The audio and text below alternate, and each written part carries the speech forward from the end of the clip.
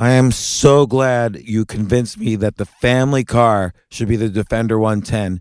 It is so beautiful inside, it's so comfortable, and it just feels indestructible. Yes, it really is. I've been waiting a long time for the new model to come out. The Defender 110, I'm telling you, it's my favorite car of all times. It's my third one. You know, I have stories of going off road. The guy managed the group. He was like, "What are you doing in this beautiful car?" I'm like, "I'm going off road." He's like, "Are you sure? Because you can use one of ours." And then they look like Mad Max cars. I'm like, no, we're going to do this. And he was shocked. Wow. Well, it's great because the Defender has been reimagined for 21st century adventure, and its unparalleled off-road ability as well as its robust interior are invaluable whether you're headed towards uncharted territory or just a weekend of exploration. The Defender 110 tackles challenging surroundings with absolute confidence. The SUV conveys strength outside and in, featuring peerless technology like an intuitive driver display and an award-winning infotainment system. That's my favorite part, to keep you connected no matter where the journey takes you. Adventure is unique to everyone, and so is the Defender. Choose from the two-door Defender 90, the four-door Defender 110, or the larger Defender 130 with the ability to seat up to 8 passengers. You'll find uncompromising performance in all three.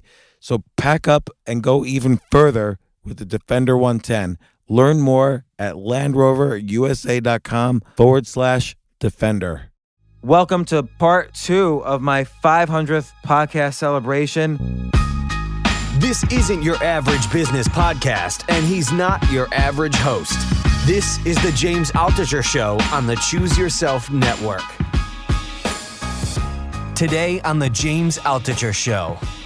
We can't always control what happens to us, but we must manage how we react to what happens to us. When I saw AI might take a lot of routine jobs away, I think actually for the very long term, it's good for humanity because we continue to fall into this trap of downward spiral of continuing to be addicted to work and seemingly prove that we're worth something. But in fact, when we pass on and die, we won't be remembered. So it's really a matter of giving back to the people who love you. This is what I loved the most, was setting a goal and accomplishing it. Like, I wanted to get better all the time. I think that your true passions in life they come off so well, it resonates with people. People can tell when you're really into something and when you're not. When you're educated, when you're passionate, when you light up about it. It's that metaphysical energy that happens when you love something and people are like, wow, like, look at you just light up when you talk about that.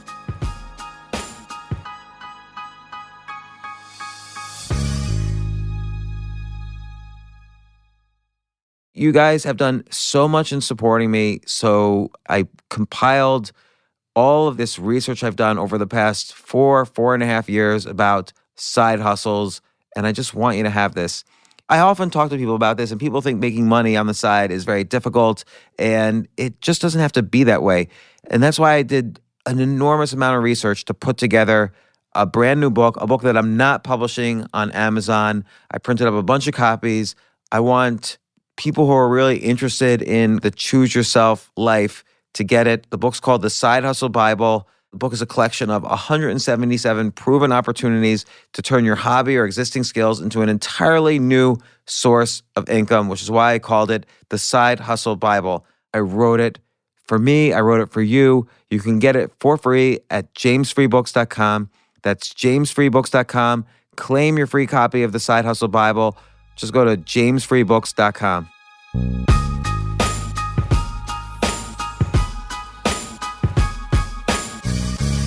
These podcasts have changed my life. When I have a guest on, it's not because the guest is popular or it's because I think this guest will get me a lot of downloads or whatever. I bring on a guest who I am a fan of, and I have specific questions in mind that I want to ask this person so I could be a better person. I could be better at the things I love doing. I could be a better peak performer, or I could just live a better life filled with more well-being. And that's the criteria for someone to be a guest. So I'm not a journalist. I'm bringing on guests who are going to make my lives better. And from each guest, I try to take 1 to 10 things that I'm going to incorporate immediately in my life and see if it actually works. As Tim Ferriss once told me on this podcast, it's good to sometimes be a scientific experiment with a sample size of 1, where you're experimenting on yourself. And I love that way of thinking. And again, I always try to experiment with the ideas shared with me by these great peak performers who end up on my podcast. So we're going to have a bunch of clips. I'll do a little intro to each clip, and here's some more.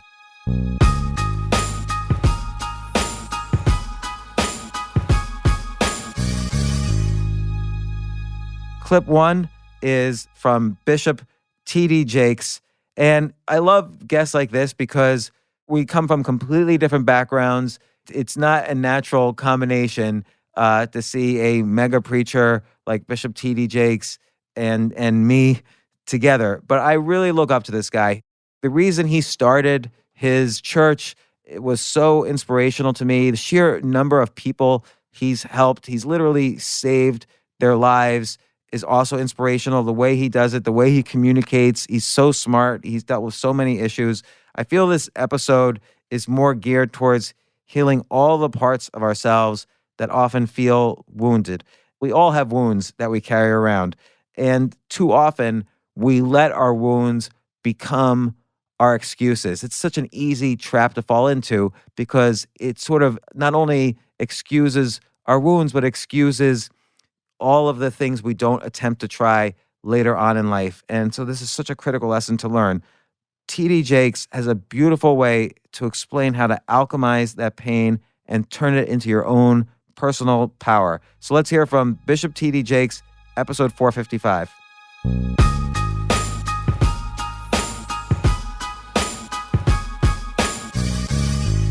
We can't always control what happens to us, but we must manage how we react to what happens to us. Right, because there's an element of surrender in all of this, right? Like when you, I don't know much actually about the process of making wine, but a lot of it depends upon forces outside of your control, like the weather that season, things like that. And it seems like part of the alchemy here is learning how to do that surrender.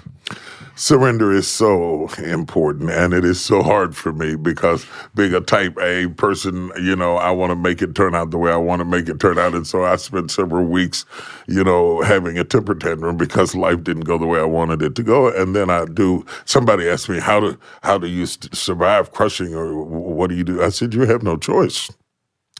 Because the level of crushing that I'm talking about, whether it is physical, whether it is through tragedies, whether it is emotional, the level of crushing, if nobody wants to be crushed, nobody wants to be crucified, nobody wants to suffer, it's foolish to sit here and say, oh, I want to be crushed. No, I never want to be crushed.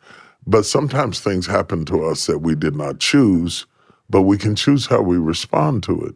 How would you define freedom on a soul level or a spiritual level? So for instance, like you use the example of someone who continually goes out with the same sort of person that might not be good for them, gets trapped in that cycle. How do you get out of these emotional jails, which you also point out is just as strong and powerful as the physical jails we find ourselves in? First of all, I think I would define freedom as surrender to destiny, being liberated from the agony of ambition to be like you and to finally appreciate the wonderment is in being like me, that I was never weighed on the scale of you. Those are things we do to ourselves and thereby torment ourselves and inflict wounds upon ourselves. For example, what is pretty? Who says?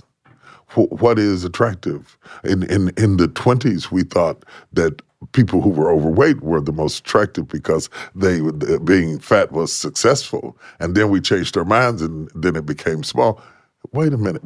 Take back the definition of success from other people and be free to be the best you.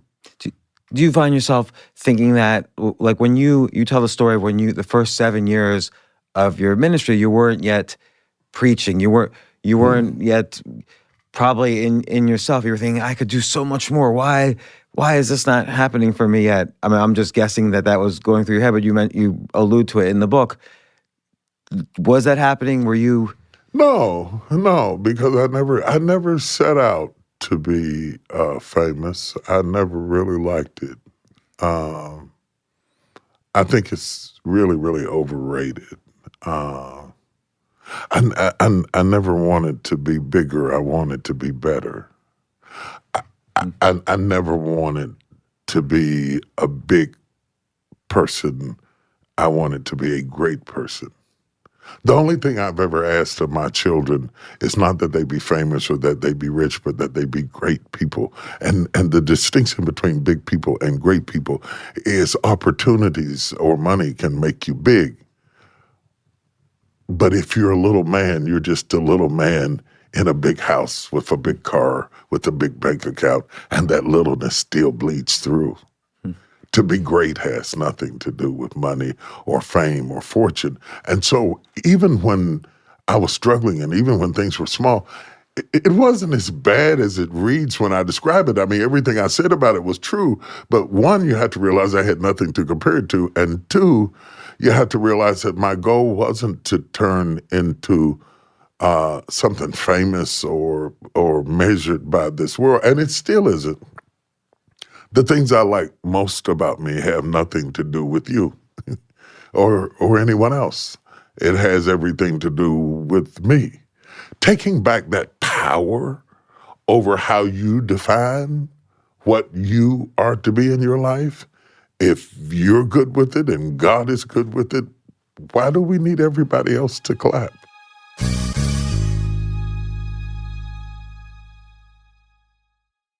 This next clip is from an episode that's very special.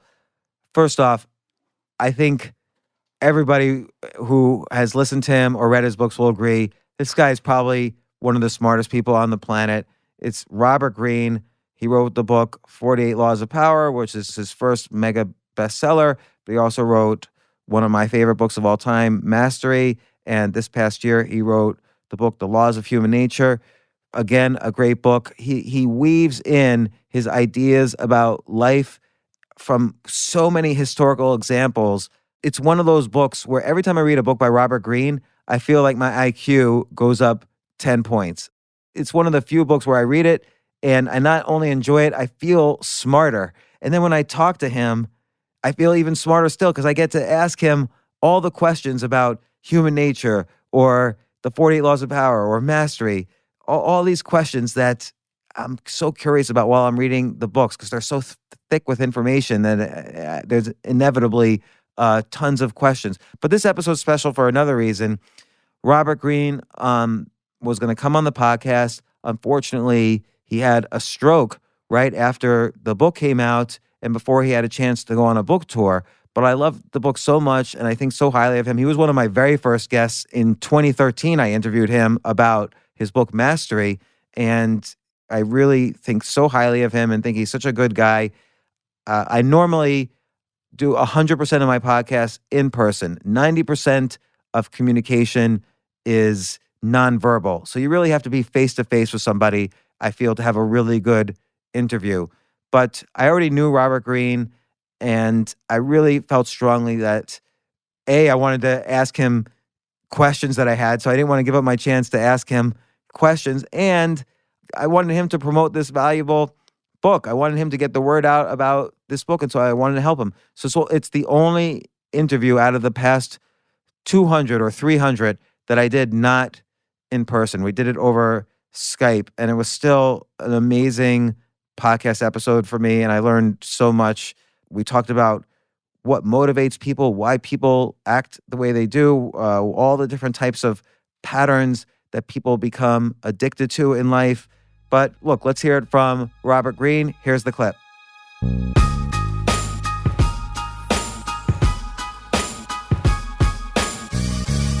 People never do anything once. When they reveal that they make a certain mistake in business or in the arts or whatever, you can be sure that they will repeat it. If someone does something to you that's a little bit hostile or that makes you angry, you can be sure that that's not just an exception, that they will repeat that behavior. And I make the point that everyone has a character. We have qualities that are deeply ingrained in us based on our genetics, based on our childhood and our parents. And our lives tend to fall into patterns, weird patterns that we repeat over and over and over again. We have compulsive behavior. And so you want to be able to judge people's character by seeing their patterns, not by looking at their resume or their charming smile or everything that they try and show you, but look at their past and their patterns, and they will reveal that underlying character. The ability to judge people's character, to see whether they're strong or weak, is one of the most important things that you can have. It will stop you from choosing the worst kind of romantic partner that will make your life miserable. It will prevent you from hiring people who are charming but who are slackers, or who are out to steal your company from you. It will help you not choose presidents or politicians who are going to ruin the country inadvertently or whatever. It's a key skill, seeing behind people's masks and judging what's their character from deep within.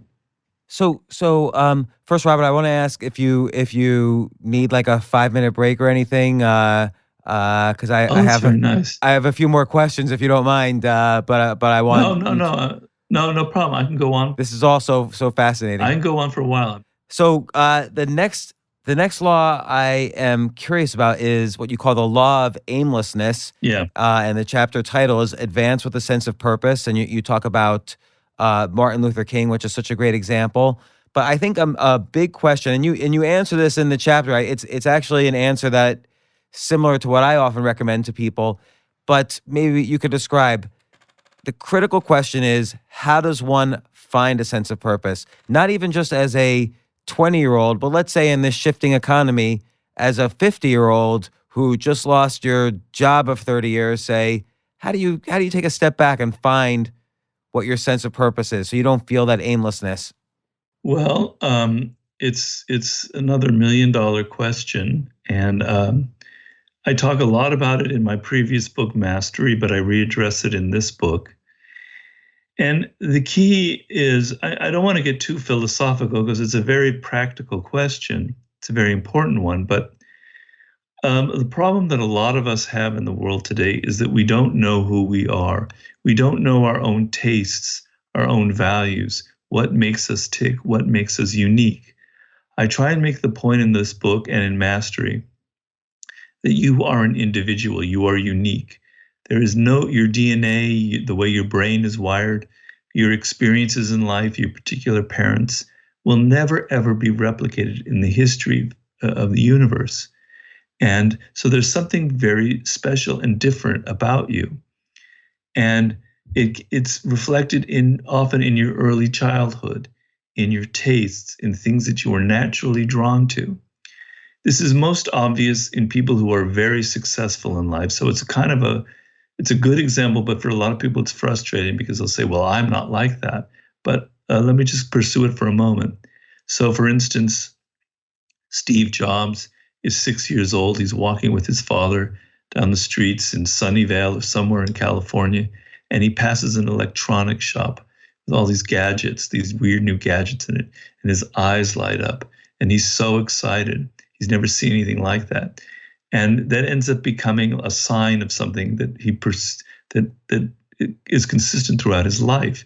He's excited by gadgets, technology, but not just how they work, but their design.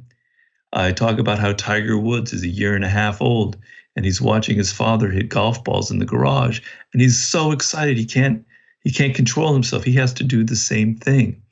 I talk about Albert Einstein, who was given a compass when he was like 5 years old. And suddenly he's fascinated by this idea that there are forces in nature that you can't see, but that move that needle on the compass. I could multiply these examples 100-fold. And you probably had that somewhere in your childhood, maybe not as obvious as that, maybe not as dramatic, but there was something you were drawn to when you were very young. And what happens as you get older is, I compare it to a voice. I say Martin Luther King, who knew from very early on that he was great with people and he wanted to be like the leader of some kind of movement. It was like a voice in his head that was directing him to where he wanted to go. So Steve Jobs, Albert Einstein, etc. There's a voice saying, "This is where you should be. This is who you are." And as we get older, we lose touch with that. We listen to our parents, we listen to the culture at large, and suddenly we're 30, 40 years old, and we're a lawyer or we're in some job that we don't really connect to, and we're downsized, and we feel like we're at a loss, we're aimless, we don't know where to go. Well, you need to reconnect to who you are. You need to look at those things that excite you the most. I call them primal inclinations. It may not be so simple. It may not be just a simple thing like a golf ball, etc. I can speak from my own experience. I knew when I was about 8 years old that I loved writing and books, and I knew that I wanted to be a writer. And my path in life is that I could never figure out what to write. I started off with journalism, then I tried to write novels and plays, then I got into Hollywood and I wrote screenplays, and I could basically say I was a failure in all of those different arenas because they weren't connecting to something meaningful to me. It wasn't who I was. Finally, in 1996 or 95, I met a man who produces books, and he said, "Robert, why don't you do a book?" And a light bulb went on in my head. God damn it, a nonfiction book, this is what I should be doing. This takes all of my interests, all of my experiences, and funnels it into something that fits me. So the lesson there was I kept trying my hand at different things that excited me but weren't quite right until I found the right thing. So you need to experiment. You need to look at what excites you and to try your hand at it, not being afraid to fail.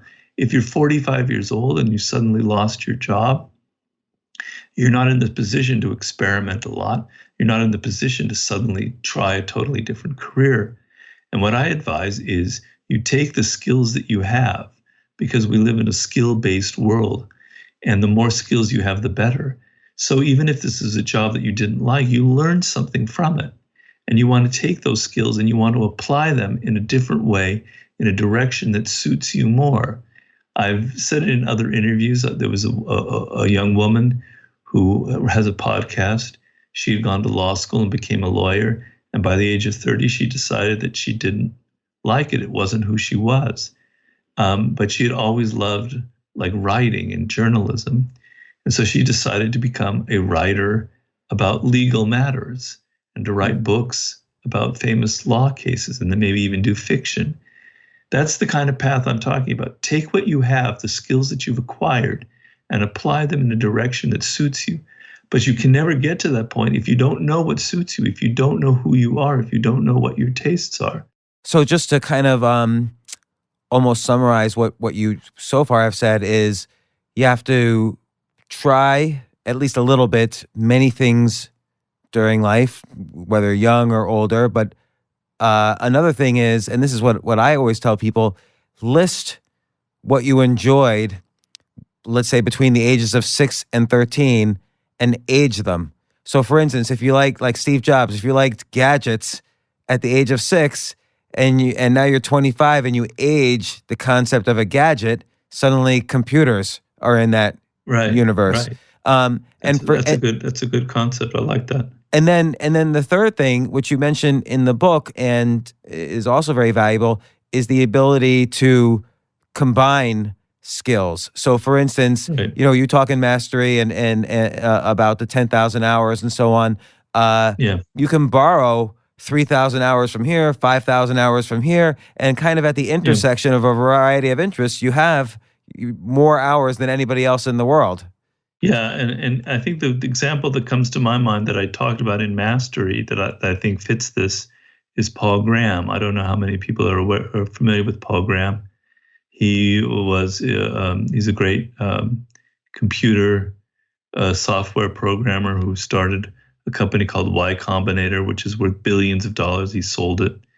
Anyway, Paul Graham loved computers from a very young age. His father was involved in computers in the 70s. And he knew that was his path. And he studied artificial intelligence before anyone else was. He got a degree in computer programming from, I think, MIT. But he hated politics and he hated dealing with people and he wasn't happy. And he thought there was something else that he wanted to do. So he dropped that and he went to art school and he lived in Italy and he became a painter.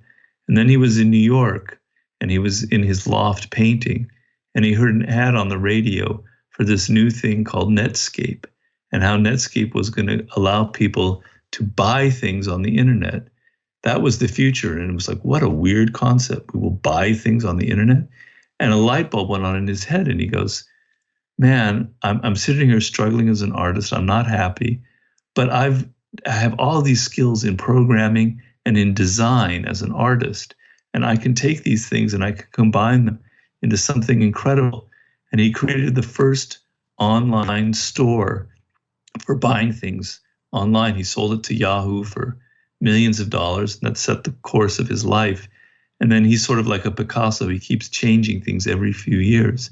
But he combined several interests in programming, in hacking, in artificial intelligence, in art, in design, and into the perfect storm. So you want to be, your most creative year, I'm afraid to say, is in your early 30s. Damn. It doesn't mean that you can still be doing things. I wrote this last book in my late 50s, but you want to, by the time, if you're young enough to listen to this, by the time you're 30, you want to have skills in at least 2 or 3 areas, so that light bulb will go off in your head when you're 31. You go, I can combine this, and this, and create something that no one else has ever made before. I'll say one other thing about how to get in touch with yourself. Not only look at what you're drawn to, what you love, but also look at what you hate, what turns you off, what you dislike. It may be working in a company. It may be politicking. That means you're probably an entrepreneur. You shouldn't be in an office situation. Maybe it's the opposite. You can't stand being alone. Well, then you shouldn't be a writer, that's for sure. You should choose something where you're around a lot of people, something like what a community activist or something like that. So look at what you also really repulses you, what makes you angry. I could compare it to swimming in a current.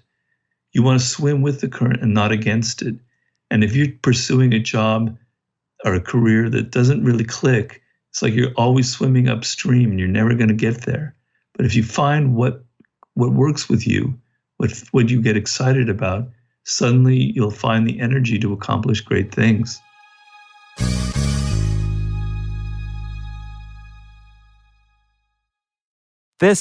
I always say this next episode is a very special one to me, so I almost feel disingenuous constantly saying that. But the reality is, once I start thinking about these people and these episodes, they're all special to me. It's not like I just say, oh, so-and-so is famous, let's get them on.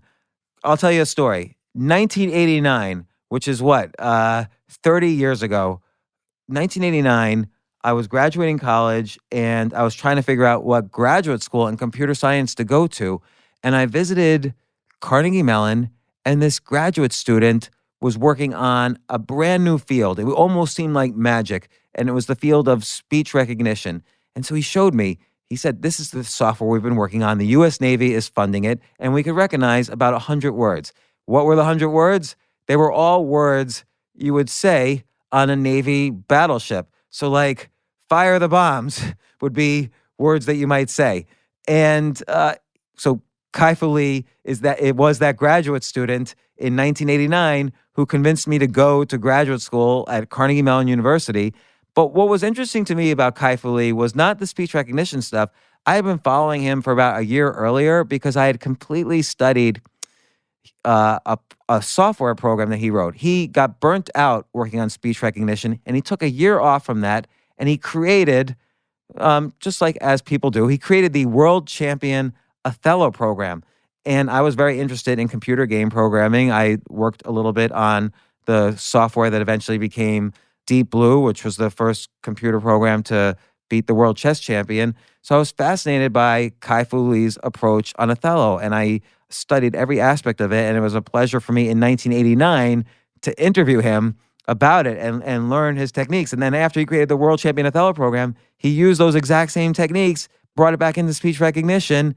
And by the way, then he worked at Apple. And so when you talk to Siri on Apple, you are using the descendants of Kai-Fu Lee's initial speech recognition software from Apple back in the 90s. But he worked at Apple, then he worked at Microsoft, then he became in charge of Microsoft China, then he became in charge of Google China, and then he became one of the most well-known and successful investors early on in China and a cross-section between China and the internet. So he wrote this book that's completely blew my mind about where China is in technology. But the book's called AI Superpowers, China, Silicon Valley, and the New World Order. He came to New York City from China, came up to the podcast, and it was the first time I'm seeing him since 1989. The last time I had saw him before then was I was getting confused in graduate school. I didn't know what I wanted to study, and so I approached him and I said, hey, can we work together on a world champion program for the game Go, which is a very popular Asian board game, but very difficult. And Kai-Fu Lee said, I can't do it. I can't figure out how to make an AI program that will be the world champion of Go. It was the hardest game to figure out how to beat with computers. And only this past 2 years, Google, with their AlphaGo software, figured it out. I think this is really the biggest innovation in AI in the past 30 years was what Google did. It evolved into their program DeepMind. But anyway, this AlphaGo program amazingly and surprisingly beat and crushed the world champion of Go. And it was amazing. And it made me think of Kai-Fu Lee. But also, we talked about that a little, but it was so amazing to catch up with this friend from 30 years ago who's gone on to be such an amazing success. So again, he wrote AI Superpowers, China, Silicon Valley, and the New World Order. But also, he talked about his own battle with cancer, how he personally took charge of the treatment of it and how it's changed his life since. So there was many different angles and perspectives I got to hear while I updated on this podcast with my old friend from 30 years earlier. So in this clip, he tells us what he thinks is going to happen when AI takes all of our jobs, how this will actually be a good thing for society. But what impressed me the most was when he talked about how Chinese business models differ from American business models. And it was a fascinating discussion. Here's the clip from Kai-Fu Lee from episode 412. And Kai-Fu, I have to say, thanks in 2012, I think it was, for mentioning me on Weibo. It quickly got me thousands of followers there when I don't even know Chinese. So thanks for that, and thanks for coming on the podcast.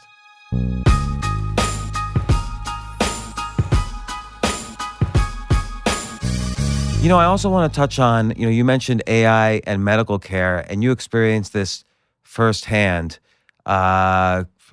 Several years ago, you mentioned in the book, you came down with stage 4 lymphoma. And just to summarize your story, you were so high, you had worked so hard for so many decades, and you were so highly respected in China. You were called Teacher Kai-Fu. You had 50 million social media followers, but you realized that when you were confronted with your own mortality, that, having an impact, maybe you needed to focus a little bit more on the people closest to you, the people you loved. Side by side with that, you also did your own research and realized it's not all about stage 1, 2, 3, 4. There are maybe thousands of factors involved in medical diagnosis, and you did your research and realized it wasn't as bad as you might have thought. And thankfully, you're sitting here today with us. You're fully cured and a changed person as a result. What do you feel changed most with you when you were confronted with your own mortality? We're similar in age, so I'm always interested. Well, I know you're not a workaholic anymore, right? It's true. I'm not. You except used for to these be. podcasts. Yes. That's right. It's wonderful. I think your lifestyle is the lifestyle we admire and should increasingly move towards. I think people, I think there is unbelievable attraction and addiction to hard work, because hard work comes out with rewards. And meaning, as you mentioned earlier. And meaning, yes. Rewards in terms of financial fame, sense of accomplishment and actualization. This can become addictive. And that's what I fell into. And I think the societal values rewards that. People admire you if you work hard, and certainly rewards you when you're successful. But when I was faced with the possibility that I had only months to live, it suddenly realized to me none of this really meant anything. That the only things that were meaningful to me was spending time with the people I loved and doing the things that I love. And then I realized how foolishly that I had lived, and I vowed to change my ways if I could get better, and I did. So I'm now really changing my own priorities. So I would put my family's priorities first. When they needed me, when they want to take a vacation, I just don't work. Fortunately, I'm a venture capitalist. My days are not required to be, 5 days a week or whatever. I can take more time off as they need it. Of course, they're still aware that I love my job too, so their requests are reasonable. So I now work maybe 20% less, but that's enough to just in time to spend the time with the family when they want and need it. And when I do spend time with them, I wholeheartedly spend time with them. I don't take my phone and my computer and open it up. And it was that awakening and epiphany that when I saw AI might take a lot of routine jobs away, I think actually for the very long term, it's good for humanity because we continue to fall into this trap of downward spiral of continuing to be addicted to work and seemingly prove that we're worth something. But in fact, when we pass on and die, we won't be remembered. So it's really a matter of giving back to the people who love you. So that and also that I think for the AI that takes the jobs away. Well, what jobs could be created? I because of my own experience, I would think we have to create jobs around compassion and love, um, not just not just voluntary jobs, but jobs that have an economic value, but maybe just not enough. Jobs that are including teachers and nurses and nannies, and jobs that include psychiatrists and elderly companion, elderly caretaker. I think those jobs can absorb a lot of the people who may lose their jobs due to AI displacement. And these are compassionate jobs, are not only large enough in quantity, they don't require a whole lot of training, a lifelong training. And also, I think at the end of the day, I got to think someone who took care of two elderly people have got to feel better at the end of the day than someone who just repetitively did the same thing on the assembly line.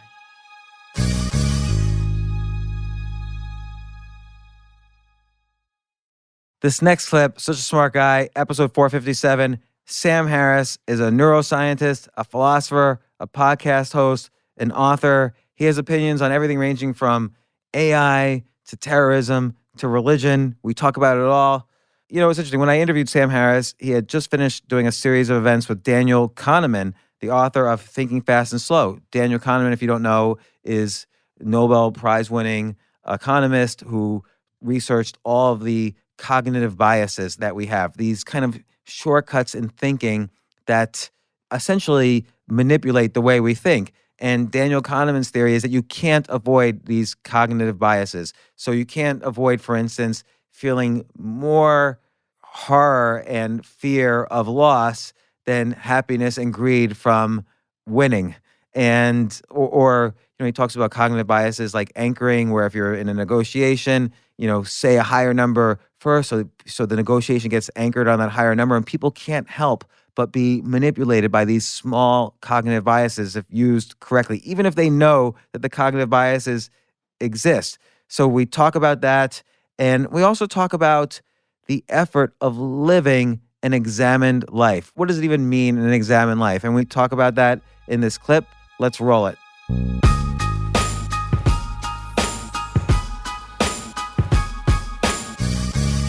What I'm curious is, do you think, A, it's clear we have all these cognitive biases. B, most people will probably deny it in most cases. But C, do you think there's ways to overcome a lot of these biases, and how how can they be healthy for us going forward? How can we use knowledge of these biases to going forward to improve our lives? Well, it was interesting to talk to Danny last night because, as you say, Danny is the father of much of this literature, and he's very pessimistic with respect to how much you can improve just your rationality or your navigation of what is at bottom a kind of structure to your ignorance and your unconscious mind. And what's happening, what bias is it's something more than error. It's a reliable form of error. The errors are moving in one direction, and so this part of your mentality and culture, I mean, our collective mentality that we can't see, that we can't always inspect, the code we can't easily rewrite, has a structure which is producing reliable errors, right? So this is, normal error is the sort of thing that can wash out collectively. So, the expectation that a market can't be wrong or that a whole society can't be wrong is only valid when everyone's errors are uncorrelated, right? But here we're talking about correlated error. We're talking about biases that we all share where we're going to be reliably wrong in one direction or another. And I think there are many of these. I think Danny would admit that you can become better at anticipating those situations where you're liable to be misled, where your intuitions are liable to be wrong. And from my experience in meditation, I would say that another piece here is you can be more and more aware of your emotional life and the way and your attachment to certain things being true. I mean, so a very reliable source of bias is just you're wanting things to be a certain way. I mean, just wishful thinking is this sort of overarching property of a mind that's actually, in those moments, not making valid contact with reality because you're continually gaming or attempting to game realities to deliver the message that you are going to find consoling. I don't want to see the evidence of this thing that will disappoint me. Right, So- and it's so important to address that because wishful thinking is often accompanied by disappointment when you don't get what you want. If you write a book and it doesn't make it, and your happiness is linked to it getting to the bestseller list and it doesn't Right. get there, you're disappointed. And so, kind of being aware of that bias could improve your life. Yeah, well, and so I mean, there's disappointment, but there's also, it's just the more you can be aware of your changes of state moment to moment, these micro disappointments or the hope and fear that is constantly percolating beneath the surface, which if you're not really vigilant, you won't know you're feeling hope and fear in each moment, right? It's like if you're not, many of us, or most of us certainly, live with an ambient level of anxiety, and We're very high level of anxiety. yeah, but there are people who know they have a problem with anxiety. There are people who could honestly say, no, I'm not an anxious person, I'm fine, but you can become a connoisseur of your own neurosis and your own seeking happiness, and meditation really is the tool whereby you would do that. You just become more observant of why it is you do things. Why did I say that thing? Which, I mean, there's some kind of stark examples of this. Like, we all know that name dropping and telling stories in ways that seem to the whole purpose, the very structure and intent of the whole utterance is to shine a favorable light on oneself, right? We know how that plays when other people do it, right? Like when you see somebody who's name dropping a lot and they're telling self-aggrandizing stories, it almost never gives a positive sense of who that person is, right? Like it looks bad to you whenever anyone else does it, and yet almost everyone is tempted to do it themselves. Like, we can't do that, the most basic piece of arithmetic, where we see this thing advertised on everyone else, and it looks like if you had if you were wearing a sweater that I thought looked terrible on you, and then your friend puts it on and it looks terrible on him too, and then I go into a store and buy that same sweater, right? It's like it's completely delusional, and yet there are many cognitive failures like this where we just don't do the math, right? And the more you can become aware of your actual intentions, like the thing I'm about to do or that I just did 5 seconds ago, while I'm selling it both to myself and to somebody else as an expression of my concern, or my altruism or my intellectual honesty or whatever, it was actually motivated by my fear of how I was being perceived, or my my selfishness. I wanted something that it wasn't acknowledging. It was subtext. It wasn't text in the conversation. I mean, these are humbling insights that you can have more of, and the goal there is not to just become more depressed and cynical about what a mediocre person you are. Is to actually then be able to navigate a little better through this space so that you become more of the person you want to be. I mean, what I would hope to be as a person is to shrink the distance between what is in fact true of me and what I hope people think is true of me. That's, and when that distance is wide, then you're a hypocrite. I mean, then you're living a life of stark hypocrisy. And and if you can narrow it enough, that's the effort of an examined life that is increasing honesty and self-awareness and really an ethical code.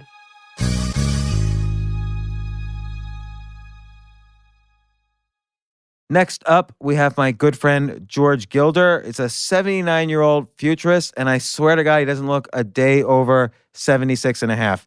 The great thing about George Gilder, I've been reading him since the early 90s. In the early 90s, he was predicting, we're going to have supercomputers in our pockets that we could watch videos off of. And I'm thinking like, all right, I hope so, but I doubt it.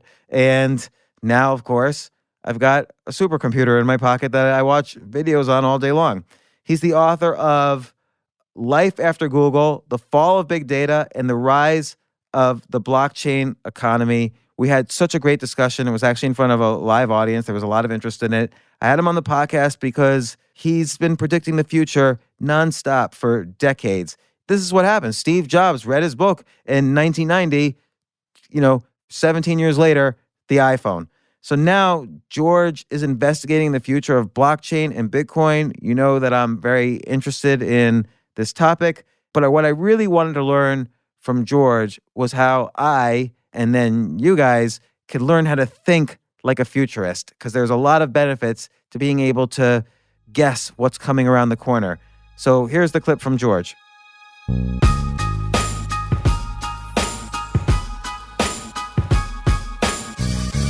If you have robots shelving Walmart instead of 100,000 people putting products on the shelves of all the Walmarts, yes, Walmart will have an increase in profits, an increase in billions of dollars of cash, and you're basically saying, and this is related to all your stuff in the 80s on supply side economics, but you're basically saying that $1 billion will find its way into new companies of the economy that will employ people. Yeah.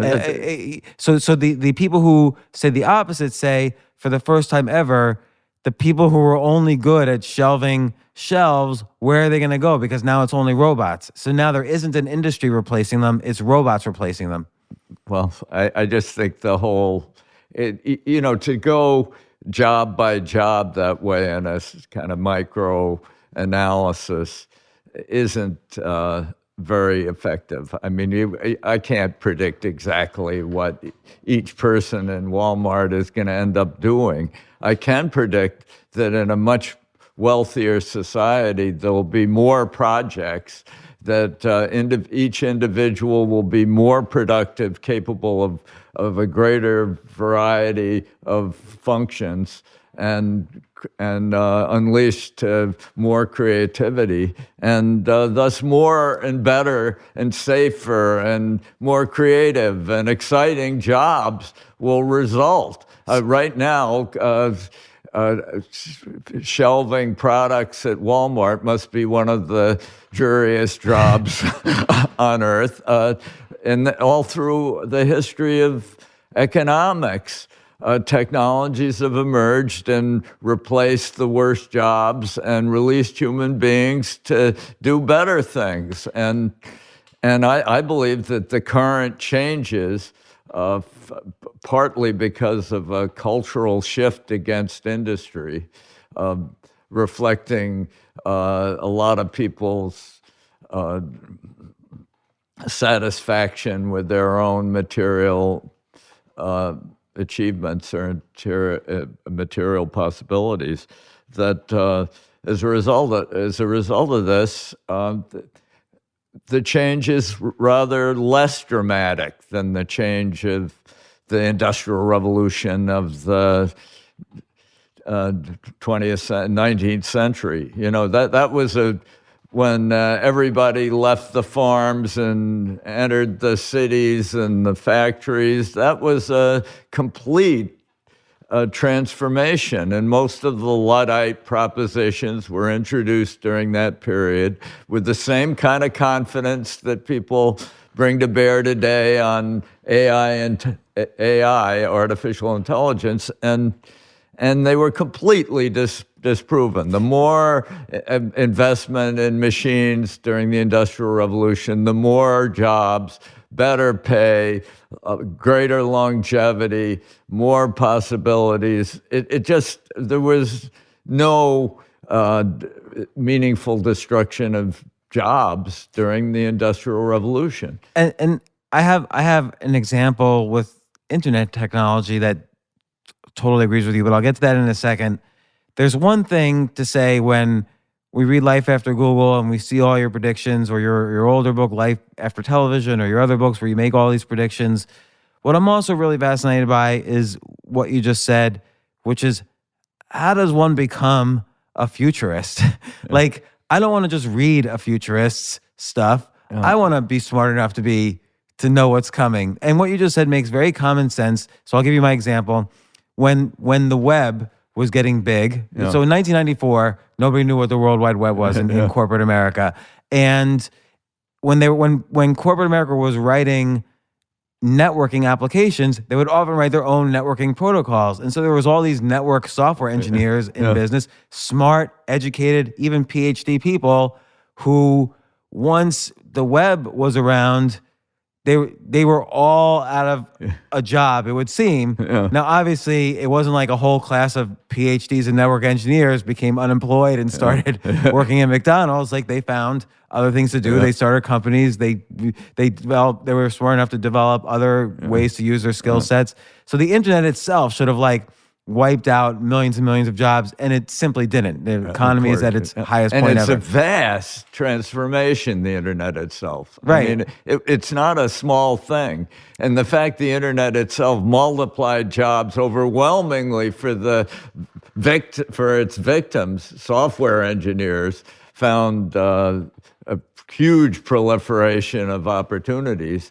It's just a fact of life that suppression of technology destroys jobs. And so the big threat to employment in the world is Luddites, is people who imagine that we have to, that the new technologies will wreak havoc on employment. They will wreak havoc on employment, but they also will release all sorts of new possibilities and new employment. So history agrees with you, because we could find 1,000 examples. We could even find examples from your own predictions 20 years ago or 30 years ago. But Elon Musk doesn't agree with you. Well, Elon Musk is a brilliant entrepreneur, but he's a fool in many ways.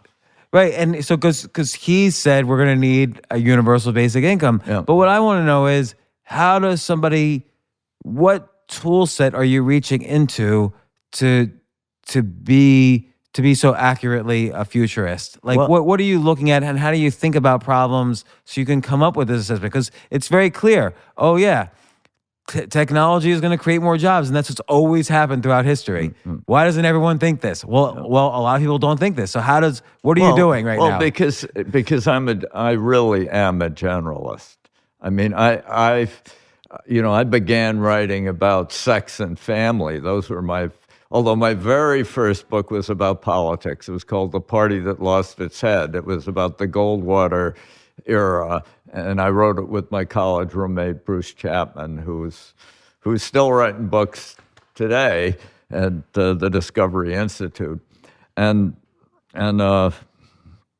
But I started writing about politics. I then wrote about sex. Then I wrote about poverty. And then I saw that to understand poverty, you really had to understand wealth. And so I wrote about economics. And my first major book about economics was called Wealth and Poverty, and it sold literally millions of copies around the world. It was the #1 book in France for 6 months. It was Ronald Reagan's favorite book for years. I was Ronald Reagan's most quoted living authors. But that was Wealth and Poverty, was economics. But as I wrote that, the most exciting thing I've encountered was a cover story. You want to know how to be a futurist? Yes. I read a cover story in Time magazine about the microchip. And that was my introduction to the microchip. And I decided this was the most exciting thing happening in the world. So I would stop. I mastered economics. Other economists were not selling millions of copies of their books. So I decided to learn microchips. And I thought to really understand what microchips meant to me was a real shift of all technology. Until then, physics was mostly about exerting forces on materials and moving them from outside. But microchips seemed to be the first technology that consisted of manipulating matter from the inside and really reducing matter in a way, or expanding matter, if you wish, through information. And so this seemed to be a fundamental pivot in the history of technology.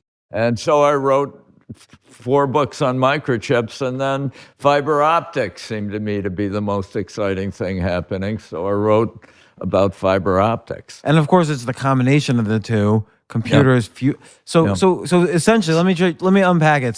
So previously, matter would move from somebody would manufacture something, would manufacture matter like a car, and it would get transported to someone else, and that's how things moved around. Or someone would print something in a newspaper, and it would be delivered to somebody, and that's how even information was transmitted. So now what the microchip did in the mind of a future, I'm just trying to reverse engineer the mind of a futurist.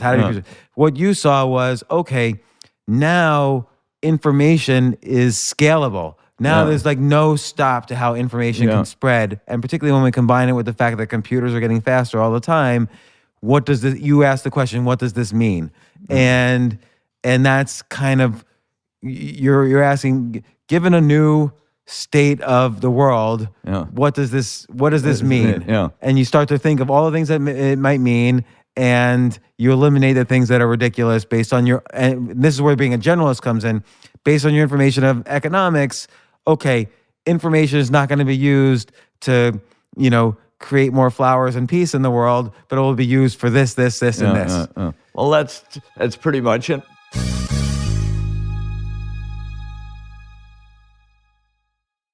The next guest I'm going to feature on this 500th anniversary episode is Howard Marks.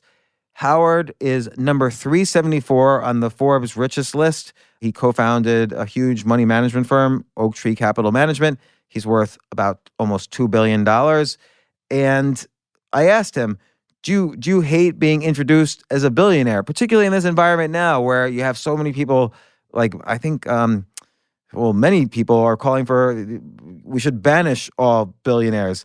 And he pretty much said, yes, he hates it because he said his amount of money doesn't sum up who he is, and he doesn't think it's the greatest thing about him.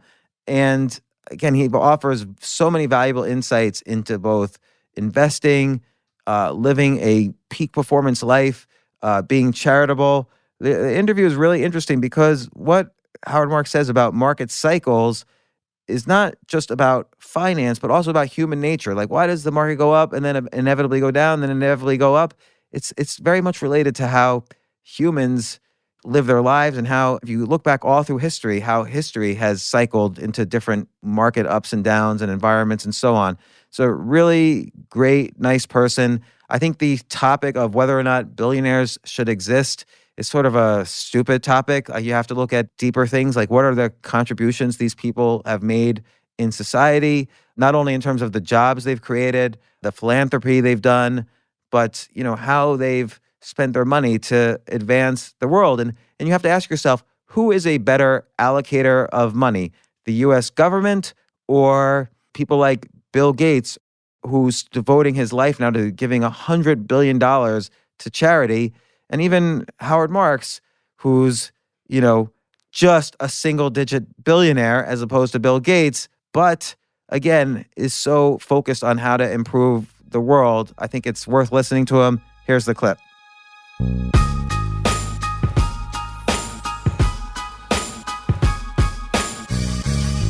So, in the investing business, we sometimes know what's going to happen. We never know when. We should never act with extreme conviction. The world, if you're a celeb reader, fooled by randomness, the world is too uncertain to permit certainty. Mark Twain, I think, said it best. He said, it's not what you don't know that gets you into trouble. It's what you know for certain that just ain't true. And, if you admit to uncertainty, you're unlikely to get carried out. So let's extrapolate that to something outside the market, like something in your personal life, say, because the same rule applies. Like you even talk about it, success breeds a certain relaxation of your decision making. Exactly. Well, our wives always claim that men are not good at asking directions. And let's say after our interview today, I want to drive from New York to Boston. Now, if I am appropriately humble about my knowledge of the geography, I will get a map, ask directions, turn on the GPS, and drive slowly enough so that I don't make wrong turns. But if I'm cocksure that I know the way, I will not get a map or ask directions or turn on the GPS. I'll drive really fast. I'll probably go right by my exit and I'll get lost, all because I thought I knew something that I didn't. So that is one of the things to watch out for. And so this is almost what you refer to as the second level thinking, like understanding what you're understanding. Exactly. And in general, understanding that you probably don't know as much as you think you do. Well, that's one of the important things. But I like your phraseology, understanding your understanding.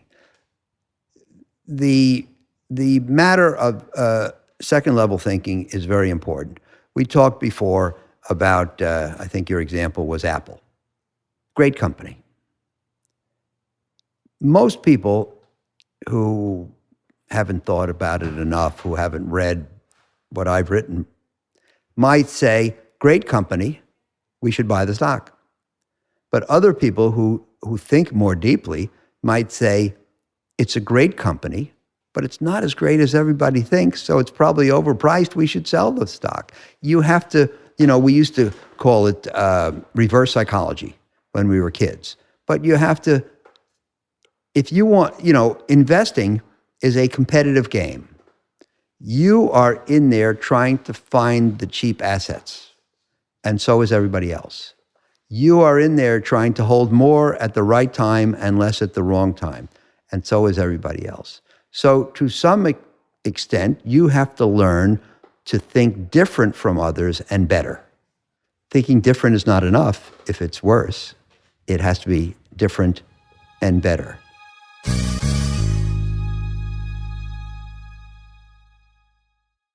I was really excited to talk to Danica Patrick. She's one of the most recognized female athletes in history, and she's I think the best female top level professional race car driver.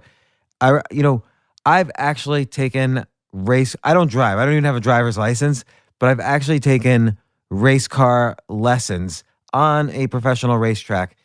And the trainer, who was himself a professional race car driver, he mentioned to me afterwards that I was the worst student he ever had. But I was so bad, I didn't even have bad habits. I had no habits. So he thought he could teach me, but I was just too scared. I didn't even like going 100 miles an hour, which is why I'm doubly impressed that Danica Patrick, I just can't even fathom the skills. And I'm glad I had a chance to talk to her. She started racing when she was 10 years old, and she made a career out of it. So here's Danica Patrick from episode 413, How to Find Your Driving Force.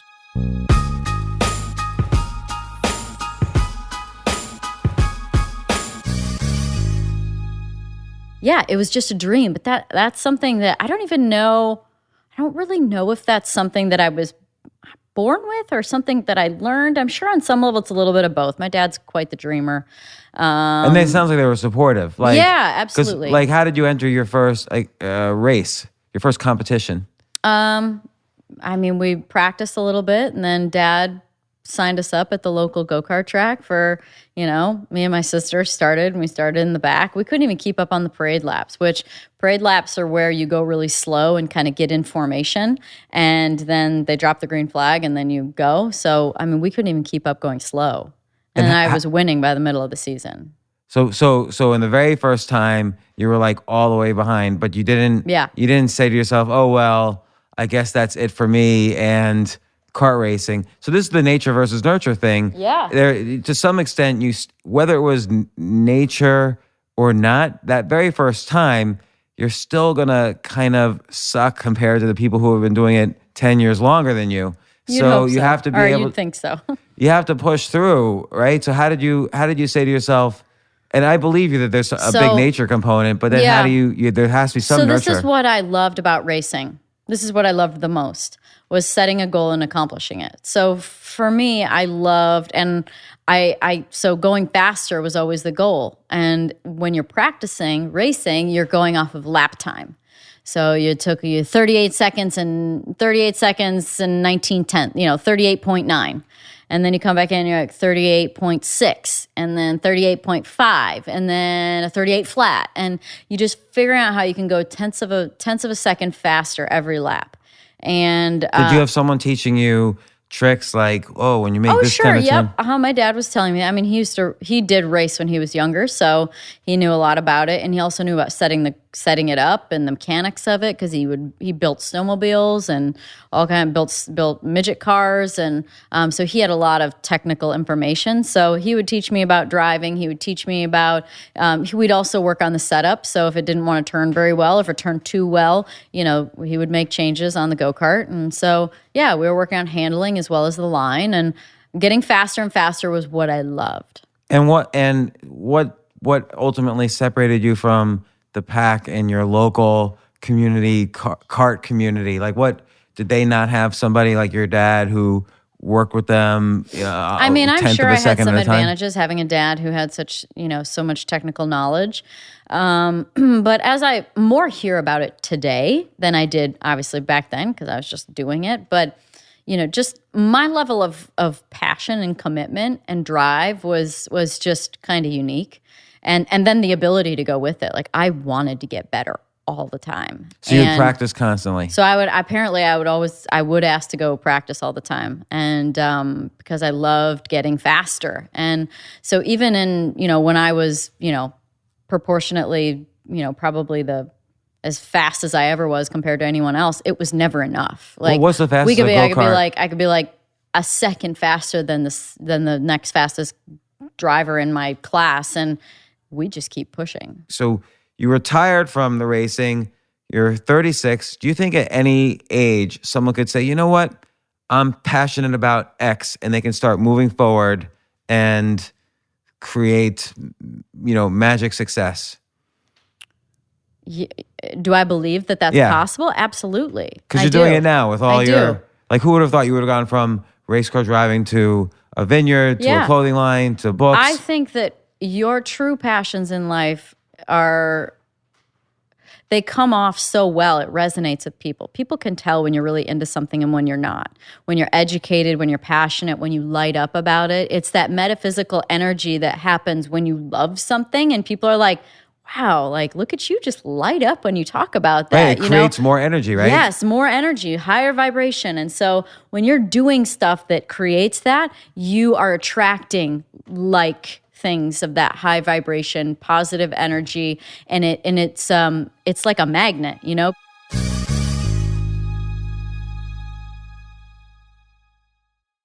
Oh man, since I was a kid, this was like a bucket list podcast, this next clip. Since I was a kid, I've loved all the songs like Good Vibrations, Barbara Ann, and then later on Kokomo. And Mike Love, he's the guy, he's a Beach Boy. He was in the Beach Boys. He was the guy who wrote all these songs. So this guest was a dream come true. And he's 78 years old now and still touring. This year, he visited 106 cities all around the world. So here's a clip from the legendary Mike Love from episode 477.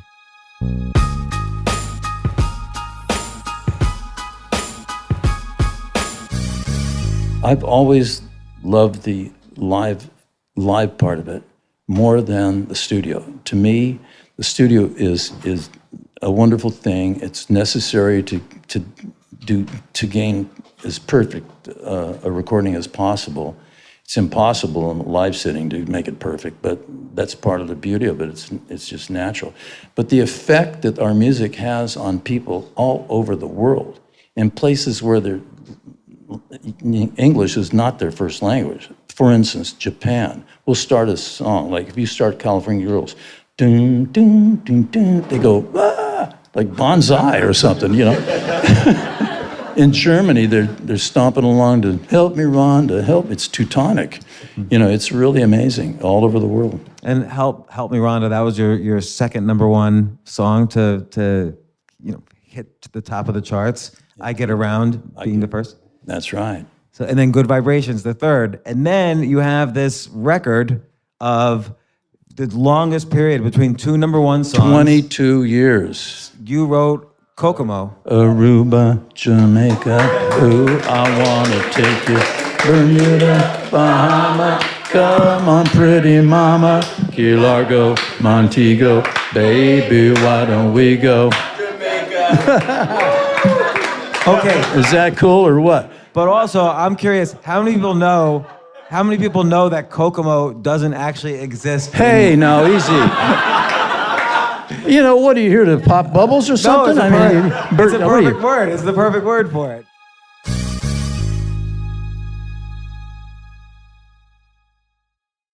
James Fry is one of my favorite authors. He's the best-selling author of A Million Little Pieces. Now, when the book came out, there was controversy. Was this a novel? Was this nonfiction?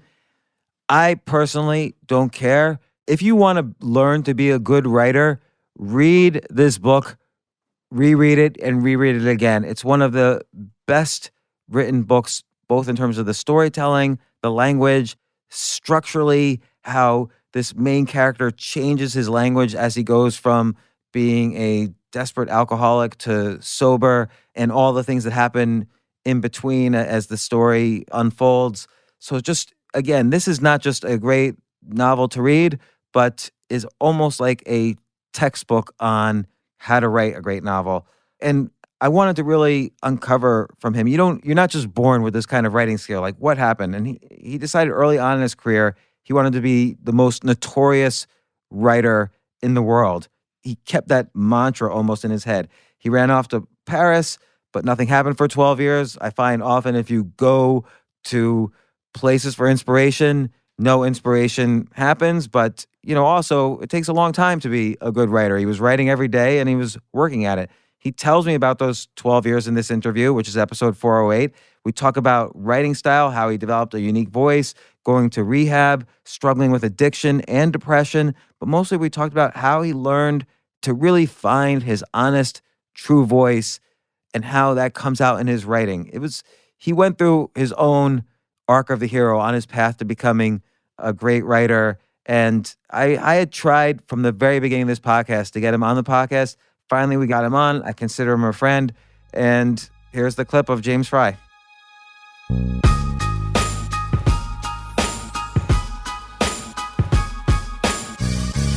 I've always, my whole life, thought a lot about God, and I have pretty fluid beliefs where sometimes I believe in God, sometimes I don't. But I have always wanted to.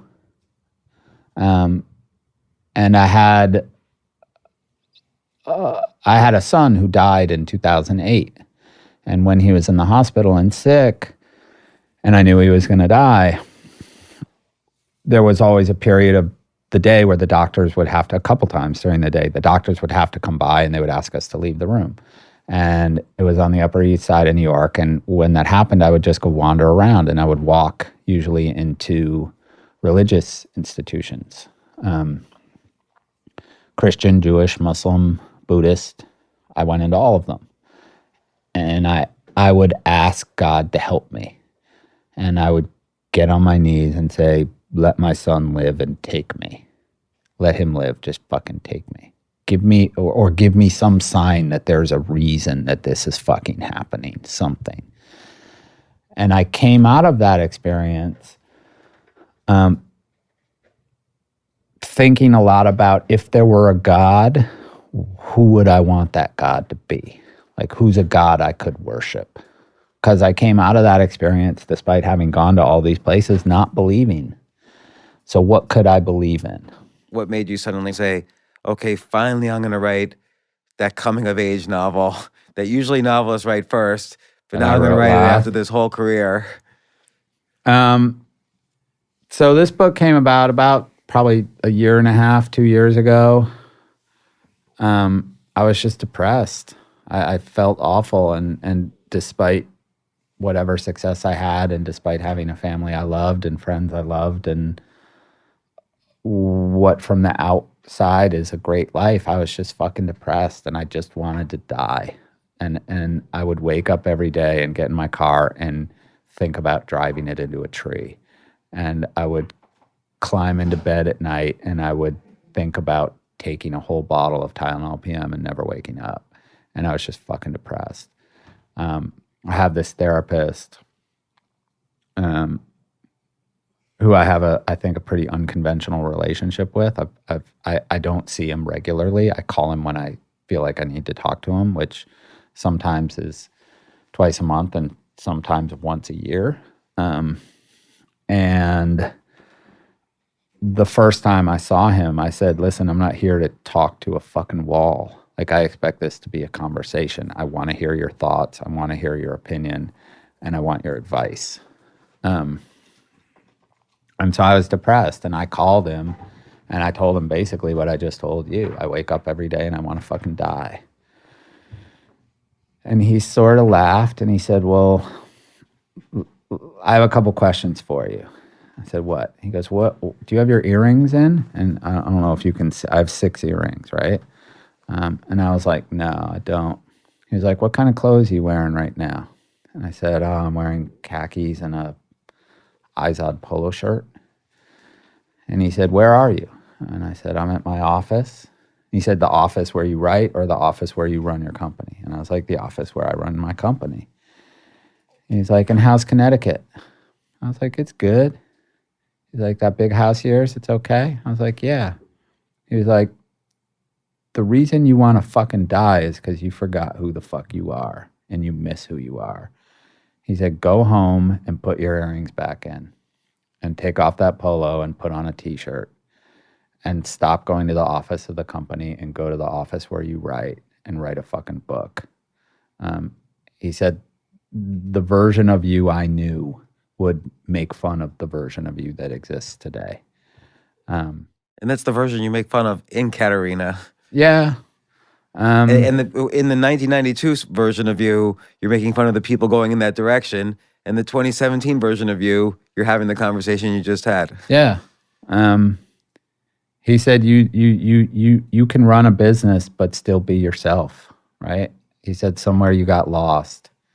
and you need to find yourself. And part of finding myself was writing a book.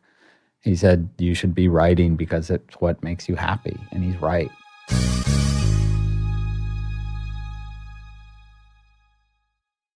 You know, it's kind of I talked about this before when I was talking about Julia Cameron. It's sort of a saying, the 10,000 hour rule, that if you put 10,000 hours into something, you'll be among the best in the world.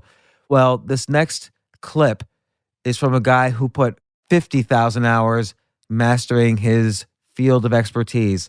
Gilbert Gottfried has been doing stand-up comedy for over 50 years. He started when he was 15 years old, dropped out of high school, and within 10 years, he was on Saturday Night Live. And his career kept just going up and up. I mean, a few weeks ago, I ran into him at the Comedy Cellar downtown New York City. He was doing stand-up there. That guy has not stopped. And if you look up any of his YouTube clips, it's so absurd and so talented and so skilled. And it's so weird. He's such a weird comedian. But what I love about Gilbert is that he doesn't let other people set the boundaries. He sets them. He decides where the line is and where the edge is, and he crosses it. So I'm just so impressed by this guy as a comedian. It was also kind of funny. When we had him on the podcast, he was hungry, and so he wanted to get some candy. So he went in and bought him like all this Halloween candy, and then he just put it in his bag and took it home. He didn't eat any of it, but we did the interview. It was a great interview. Here's a clip from it. It's episode 426. Enjoy the clip.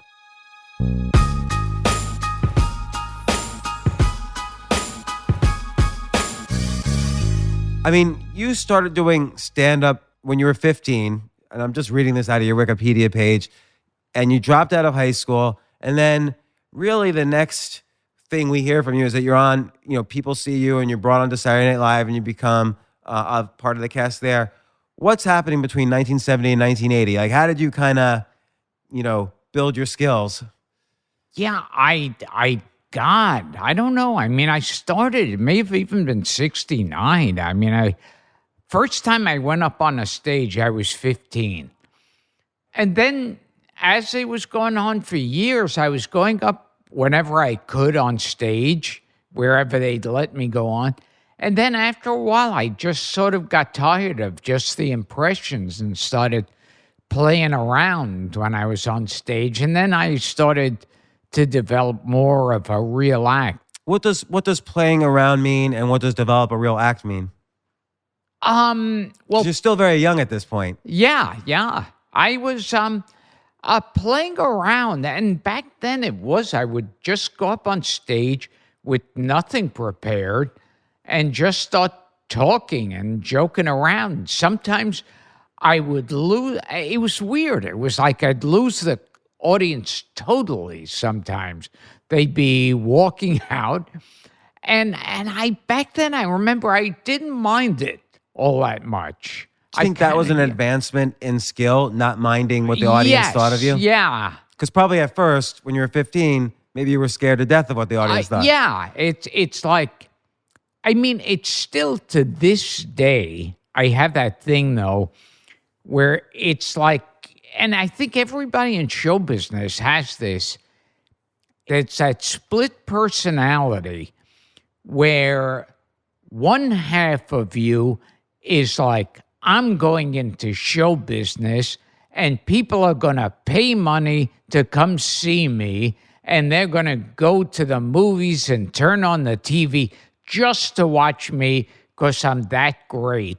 And then the other half of you is saying, oh, please love me. Please love me. I want some reassurance that I'm worth it. Do you think you need both? Because when you're on the stage, you probably can't let the audience see you're nervous about what they think, or else they'll tear you apart. But at the same time, you have to perform material that you know is going to make them laugh. Yeah. So it's a definitely split thing. And to this day, there are shows I'll do where I won't bomb, but I'll know it's not, wasn't great. Like the audience might be laughing and applauding, but I'll know. I just don't feel it was strong enough. And with those, I'll go off and say, well, I've been getting along with it. I've been getting away with it so far, and now they're catching on. I think a lot of people feel like one day the jig is up. I always feel like show business is a party that I snuck into, and one day they're going to walk over to me with a clipboard and go, "Oh, I'm sorry, your name's not on the guest list." And I what you're saying to me sounds ridiculous, but I won't try to correct you. But I mean, the obvious thing is you've created such a large persona and you've been involved in so many activities, and so many people consider you an inspiration to their own comedic skills. Like at some point, one would think, "Oh, I've passed that line. I'm a success. People know I'm a success." But you're right. Look at like how many people, one thing happens and then their career is over. Yeah.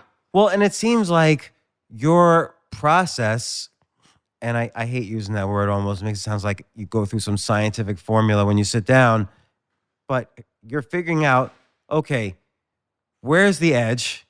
Where is it too soon or too tense? And you're going to figure out some area on the other side of that line. And sometimes it's okay. Sometimes you might miss the mark. That's what happens when you're experimenting and trying things. So was there ever a point where you felt like, "Oh, I did go too far," and as a result, nobody laughed? I mean, maybe the 9/11 situation. Oh, yeah. Yeah, there's all those things. I remember I once did this show that was a tribute to Joan Rivers. And I went on stage, and it was right after there was that shooting at this gay nightclub. And I started doing jokes about the shooting at the gay nightclub. And the audience was laughing all the way through. And Joan Rivers, that's a largely gay audience. And one guy tweeted me, and he said, "I never thought that I'd wake up," he goes, "I never thought I'd wake up crying and go to sleep laughing." That's good.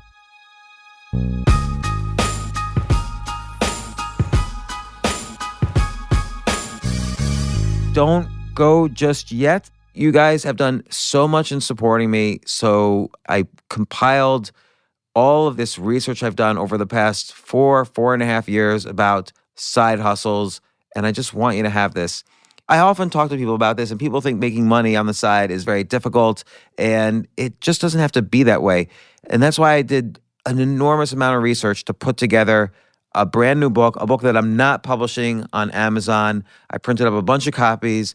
I want people who are really interested in the choose yourself life to get it. The book's called The Side Hustle Bible. The book is a collection of 177 proven opportunities to turn your hobby or existing skills into an entirely new source of income, which is why I called it The Side Hustle Bible. I wrote it for me. I wrote it for you. You can get it for free at jamesfreebooks.com. That's jamesfreebooks.com. Claim your free copy of The Side Hustle Bible. Just go to jamesfreebooks.com.